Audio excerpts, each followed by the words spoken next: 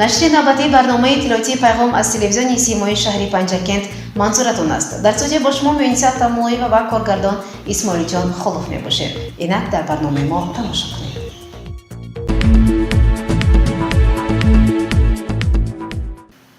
ملاقات نوبتی وکیل مجلس نمایندگان مجلس عالی جمهوری تاجیکستان پرویز شادیزاده در مؤسسه تحصیلات میانه عمومی رقم 71 شهر پنجکند برگزار گردید. تفصیلات بیشتر در گزارش نخستین برنامه اطلاعاتی پیغام. ملاقات وکیل مجلس نمایندگان مجلس عالی جمهوری تاجیکستان پرویز شادیزاده را در مؤسسه تحصیلات میانه عمومی رقم 71 رئیس شهر خالقزاده عبدالخالق افتتاح نمود. بعداً در نزد حاضرین پرویز شادیزاده سخن گفته تاکید داشت که پرزیدنت مملکت محترم امامعلی رحمان در پیام خود به مجلس عالی نخست از مشکل‌های تاجیکستان بنابر بیماری کووید 19 اندیشه بیان داشته گفت که صرف نظر از این وطن ما تاجیکستان توانست دستاوردهای نظررس را صاحب شود.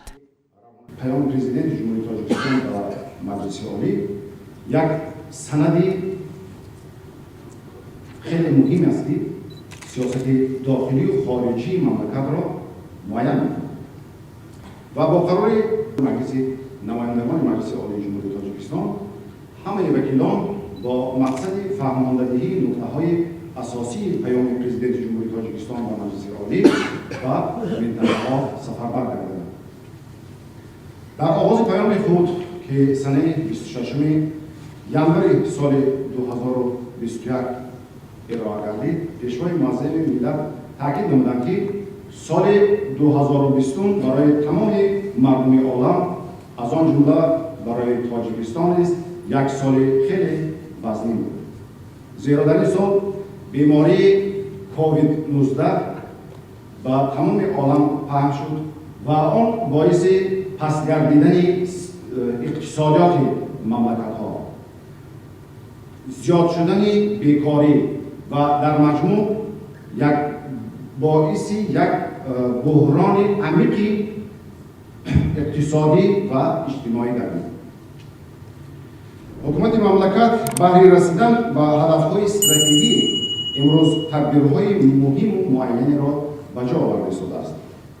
گرچند که پاندمی کووید 19 تا یک اندازه و اقتصادیات مملکت ما ضرر خود را رسانده باشد هم، لیکن در سال 2020 اقتصاد مملکت ما به اندازه 4.5% افزایش یافته، حجم مجموع محصولات داخلی به 82.5 میلیارد سامانی برابر گردید. همچنین استحصال محصولات صنعتی به 9.7%، کشاورزی 8.8%،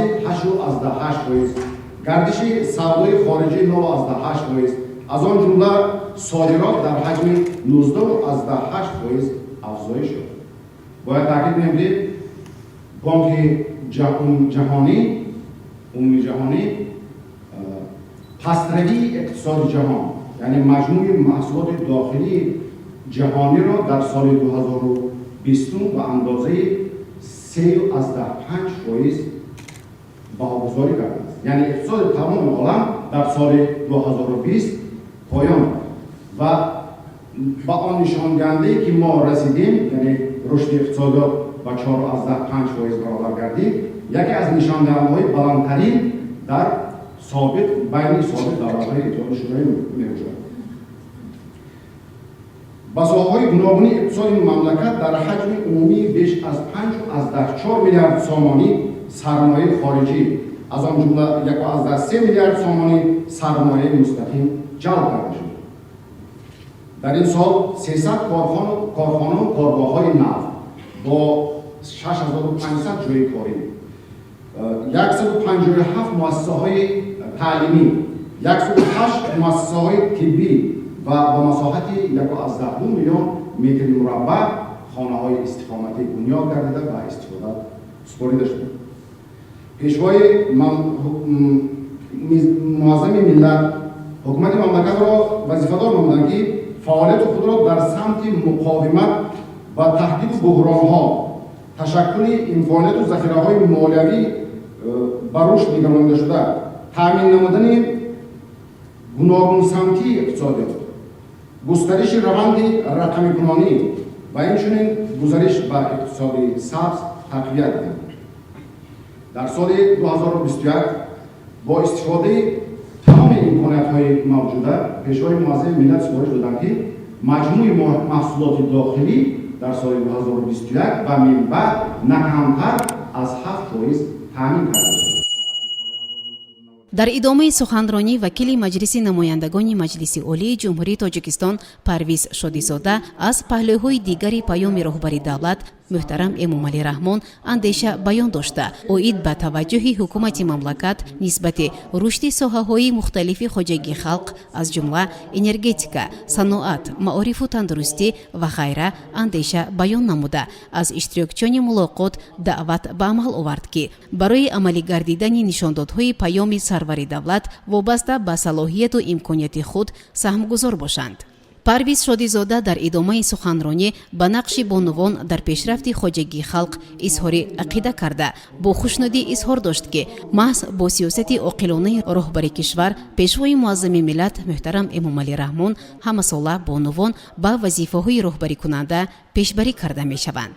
пешгирии падидаҳои номатлуби зиндагӣ изҳор дошт парвиз шодизода хоса ба ҳизбу ҳаракатҳои ифротгаро шомил шудани баъзе ҷавонон, ҷудошавии оилаҳо, хушунат дар оила, ҷинояткорӣ ва чанд омили дигар набояд касеро бетараф гузорад. дар мулоқот раиси комиҷроияи ҳизби халқии демократии тоҷикистон дар шаҳри панҷакент узви маҷлиси миллии маҷлиси олии ҷумҳурии тоҷикистон мурод шукурзода иштирок дошт ва сухан гуфт.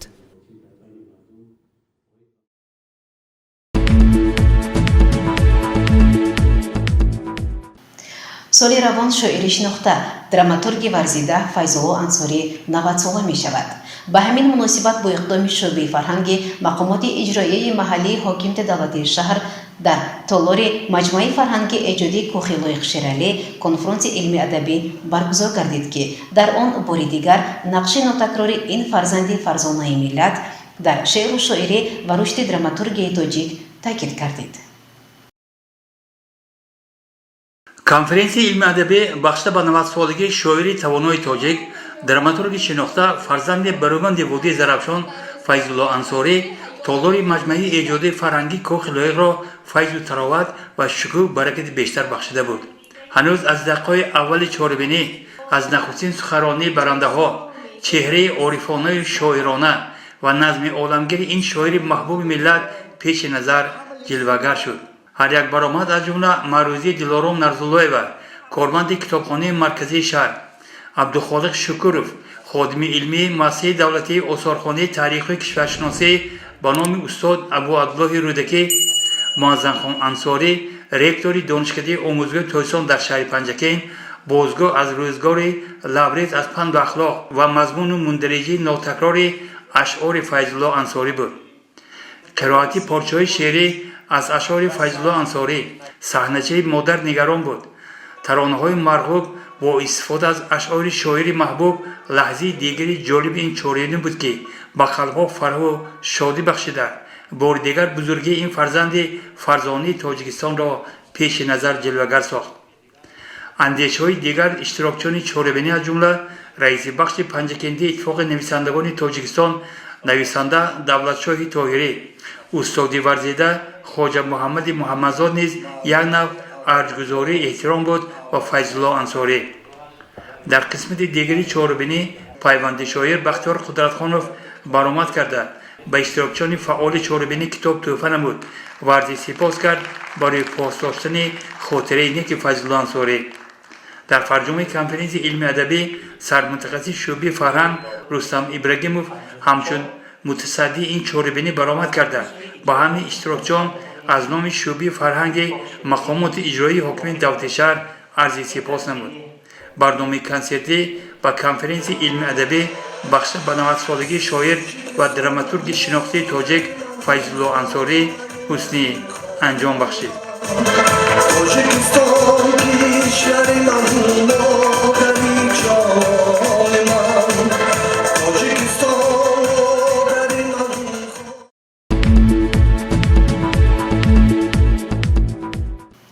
барномаро идома медиҳем.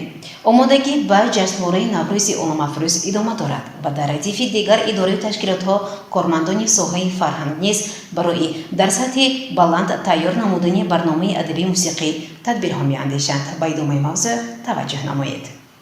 тамошобинони азизи телевизиони симои шаҳри Панҷакен, ассалому алайкум. Имсол вобаста ба нақши чорабиниҳои мақомоти иҷроии маҳаллии ҳукуми давлати шаҳри Панҷакен ҷашнвори Наврӯз дар назди бинои Коки Фарҳанг таҷлил карда мешавад. Ва имрӯзҳо бобати омодагӣ ба ин санӣ фархонда ва тайёр намудани барномаи консертӣ кормандони шӯъбаи фарҳанги мақомоти иҷроии маҳаллии ҳукуми давлати шаҳр инҷо ташрифу тараддуд доранд. гузориши мо дар ҳамин бора. назди бинои Коки Фарҳанг шаҳр аз иштирокчиёни чорабини наврӯзӣ онҳое ки имрӯз омодагӣ ба ин ҷашни хужаста менамуданд пур буд. ба ҷараёни омодагӣ кормандони масъули шӯъбаи фарҳанг роҳбарӣ карда ҳар як бахши чорабинии фарҳангиро такрор ба такрор аз назар мегузарониданду аз ҳар як иштирокчӣ масъулият ва дарки баланди иҷрои вазифаро талаб менамуданд. ман холбозода Савринисо, муовини мудири бахши фарҳанги ҳокимияти давлати шаҳри Панҷакен.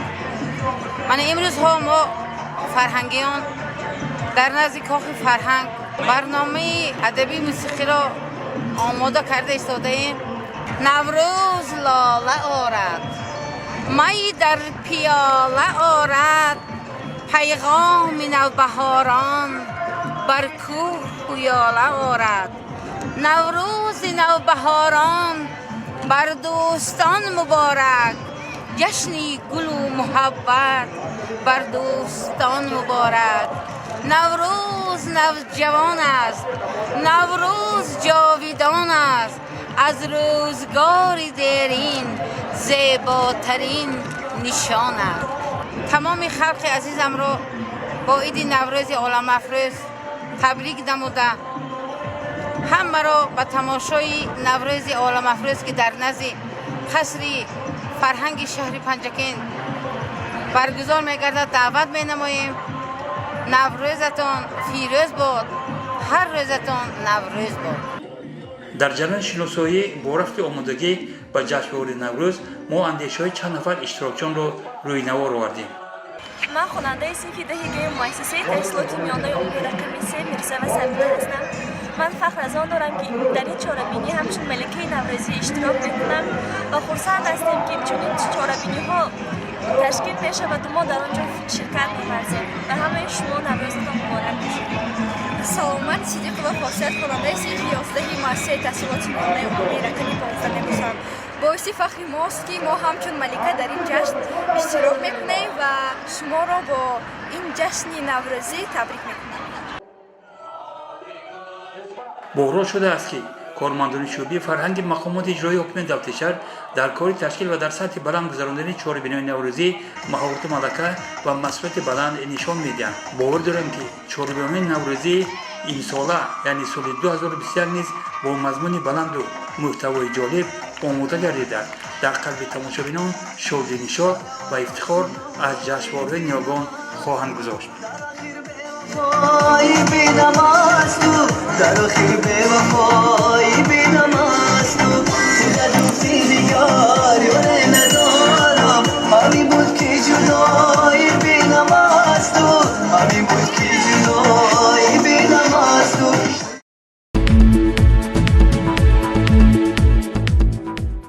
дар муассисаи таҳсилоти миёнаи умумии рақами 71 шаҳри Панҷакент ба масъалаи ташкил ва дар сатҳи баланд гузарондани ҳашарҳои тозагии ободонӣ диққати зарурӣ медиҳанд. шанбеге ки бахшида ба ҷашни Наврӯз гузаронида шуд ба фикри боло далил шуда метавонад. таваҷҷӯҳ намоед ба гузориши хабарнигорони мо. иқдомҳои неки роҳбарияти мақомоти иҷроии ҳукуми давлати шаҳр ҷиҳати анҷоми корҳои ободонӣ, сабзу хуррамгардонӣ ва бунёдкории бахшида ба Наврӯзи оломафрӯз дар масоили таълими шаҳри деҳоти Панҷакен ҷонибдорӣ пайдо менамоянд. аз ҷумла чанди пеш омӯзгорон ва кормандони хоҷагии муассисаи таҳсилоти миёнаи умури рақами 71 дар назди мактаб ва атрофи маркази саломати шаҳр шанбегӣ ташкил намуда миқдори зиёди корҳои ободониро анҷом доданд. аз алафҳои бегона тоза намудани майдон, кандани хурбутаҳо, аз ифлосҳои пок намудани муҳити атроф ва чанд корҳои хайр که اینجا انجام داده شدن بار دیگر متشکل جامعه مهنتی دبستان را نشان داد. باید گفت که در مدت نچندان زیاد این موضوع به خود حسن دیگر گرفت و اثبات هم ساخت که دست انسان واقعا هم گل است. اهل حشر بعد کندن علفهای بیگانه و خس و خربوطه ها آنها را در جای علایده آتش زدند. یکی از مسئولان مکتب و متصدی حشر با خبرنگاران ما در صحبت چنین گفت: من حسین فلوبک، معاون دیرکتور عضو کارهای تربیوی مؤسسه تحصیلات میانی عمر رقم 71 شهر پنجکن هستم. با دستور و سفارش‌های رئیس شهر پنجکن محترم خالقزاده عبدالخالق سناور، ما راهبریت مؤسسه تحصیلات میانی عمر رقم 71 تصمیم گرفتیم که بهر آبادانی و گلشکوفانی گرد و اطراف مؤسسه کارهای آبادانی را به راه مانیم و امروز با همراهی آموزگاران مؤسسه تحصیلات میانی عمر رقم 71 ما در نزد بینای مرکز سلامتی شهر پنجکن کارهای آبادانی را به راه مانده ایستاده‌ایم. اون روز کارهای آبادانی در موضع معین شده تا درگاه ادامه یافت و به این موضع شکوه بیشتر بخشید. اهل آموزگاران مقصد داشتند که می‌دواد هم با تشکیل حشرهای آبادانی و شیناندن درختان در کار سبز و خرمگردانی محیط زیست سهم ارزنده خویش را گذارند.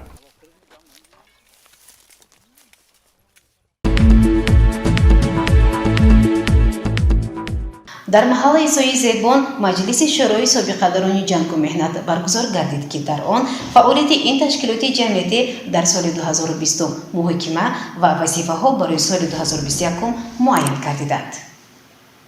مطابق نقشه کاری شورای سابقه‌داران جنگ و مهنتی شهر در تشکیلات‌های ابتدایی آن مجلس‌های حساباتی انتخاباتی ادامه دارند. در تشکیلات ابتدایی شورای سابقه‌داران جنگ و مهنت محله سوی زبان مجلس حساباتی انتخاباتی را رئیس شورای سابقه‌داران جنگ و مهنت شهر پنجکن ابوالخل رضایف آغاز بخشید. او به فعالیت تشکیلات ابتدایی در دوره از سال 2018 تا سال 9 مارس سال 2021 رئیس شورای سابقه‌داران جنگ و مهنت محله سوی زبان اکرم قلوف حیدرقل حسابات داد. از روی این مسئله سابقه‌داران محله خوجا محمدی محمدزاد، زمانوف کمال، اسلاموف میرزا، سید مرادوف شاکر اندیشه‌های خود را بیان نموده فعالیت شورا را قناعت بخش ارزیابی کردند. از روی مسئله دوم با اکثر آوازها اکرم قلوف حیدرقل بار دیگر رئیس شورای سابقه‌داران جنگ و مهنت محله سوی زبان انتخاب گردید. در مجلس دو نفر وکیلان رئیس شورای سابقه‌داران جنگ و مهنت محله سوی زبان اکرموف حیدرقل و دиректори маркази ташхиси минтақавии тоҷикстандард дар шаҳри панҷакен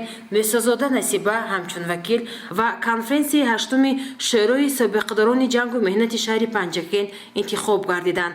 маҷлис аз рӯи масъалаҳо қарорҳои дахлдор қабул кард.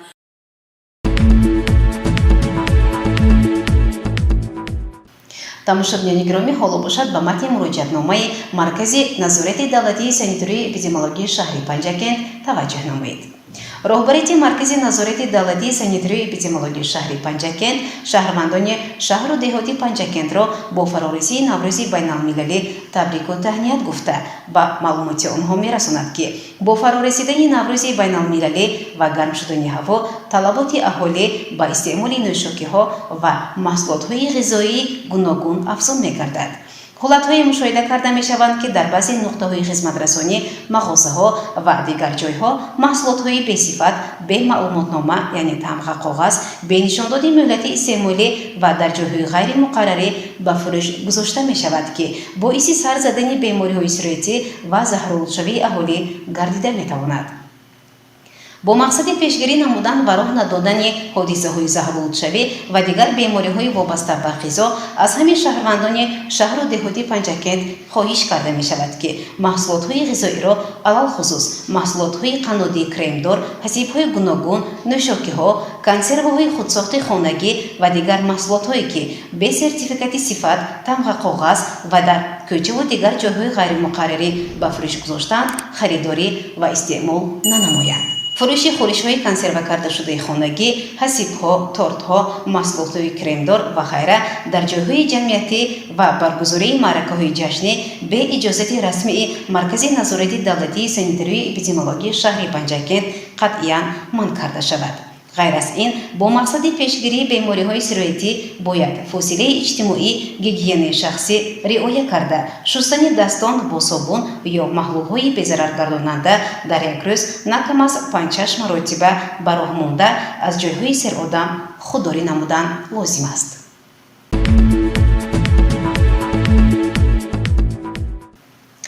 бинандагони гиромӣ ба як эълон таваҷҷӯҳ намоед. нозироти андоз дар шаҳри Панҷакент ба маълумоти сокинони шаҳру деҳоти Панҷакент мерасонад ки мутобиқи қарори ҳукумати ҷумҳурии Тоҷикистон таҳти рақами 451 муҳлати пардохти маблағи патент то санаи 5 ҳар моҳ муқаррар карда шудааст. ҳамзамон дар муҳлати муқаррар гардида пардохт накардани маблағи патент нисбати шумо мутобиқи талаботи моддаҳои 600 ва 616 кодекси ҳуқуқвайронкунии маъмурии ҷумҳурии Тоҷикистон протокол тартиб дода мешавад. дар сурати машғул шудан ба фаъолияти соҳибкорӣ бидуни қайд дар мақомоти андоз тибқи талаботи қисми якуми моддаи 617 кодекси ҳуқуқвайронкунии маъмурии ҷумҳурии Тоҷикистон ба маблағи аз 4060 то 4640 сомонӣ ҷаримаи маъмурӣ татбиқ карда мешавад. таъкид менамоем ки барои ситонидани қарзи андоз нисбати шумо мавод омода намуда барои чораҷӯӣ ба мақомоти дахлдор равона карда мешавад. ба саҳми ҳамаи шаҳрвандон расонида мешавад ки рӯзҳои наздик дар ҳудуди бозорҳо ва марказҳои тиҷорӣ аз ҷониби нозироти андоз гузаронидани корҳои назоратӣ ба нақша гирифта шудааст.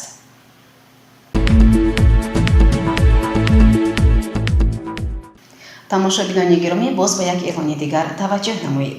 ба диққати аҳолӣ расонида мешавад ки санаи 19 марти соли 2021 аз соати 24 то соати 5 саҳарии санаи 20 марти соли равон шабакаҳои обрасонӣ ва таҷҳизотҳои обкашӣ бо маҳлули хлори баландфоиза шуста мешавад.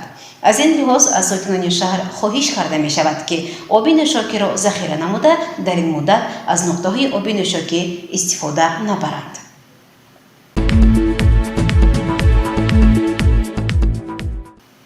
бинандагони гиромӣ дар ҳамҷо барномаи иттилоотии пайғом ба поён мерасад. то барномаи дигар шоду пирӯз бошед. хайр.